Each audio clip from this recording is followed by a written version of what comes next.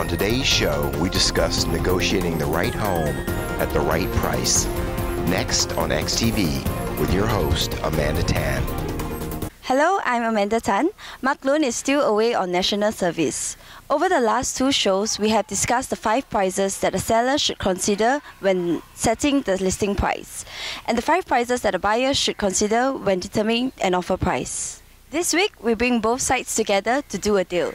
All that remains is to negotiate the right price. So, what is the right price? It is not necessarily splitting the difference between the listing and offer price. The right price may be above X value or below. The only thing that we know for certain about the right price is that it is the price a home will change hands between a willing buyer and a willing seller. In real estate, we arrive at the right price through a civil negotiation. A serious seller doesn't list the home at some obscene price. A respectful buyer doesn't make an offer at 50% of listing price. A real estate negotiation is an orderly process. It's more fencing than bare-knuckle brawling. In negotiating a real estate deal, there are 5 steps. Hire an agent who can negotiate. Price the home from your perspective. Price the home from the other side's perspective. Have your agent work with the other agent to try to close the gap. And review your agent's findings and consider your options. Whether the right price is closer to the listing price or the acceptable price depends on the facts of the case and the negotiators. If both agents are good negotiators, the facts will prevail. If the negotiators vary in skill, then the more skillful negotiator will prevail regardless of the facts. Let's get both sides of the equation and speak with a seller's agent and a buyer's agent. I'm here with Ivy Lim from Huttons. Ivy, how do you go about helping your client, the seller, in the negotiation process? Okay, Amanda, there are a few things that we do when we are helping the seller. First of all, we need to know what is the motivation behind the seller, why is he selling the place.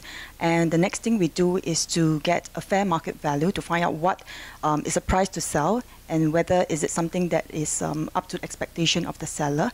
So what I normally use is the home report from SRX because it gives a very detailed comparative analysis for the surrounding area and what is the best market value that we can sell the place for. Ivy, thank you so much for your insights into the negotiation process from the seller's perspective. It requires strong analytics and strong relationships. Let's get the perspective from the buyer's agent. I'm here with Ling from PropNext. Ling, how do you go about helping your client, the buyer, in the negotiation process? I do my homework. I review current listings on srx.com.sg or SC Property to compare and contrast listing and conduct a detailed CMA analysis which gives me the facts that I need to craft our negotiation strategy. Once I have all the facts and figures, I try to understand the softer sides of the deal. I try to understand the seller and their motivations. Why are they selling? Emotions plays a part in the negotiation process. If I can personalize my buyer to the seller, it may give me an advantage. Ling, thank you so much for your insights into the negotiation process from the buyer's perspective.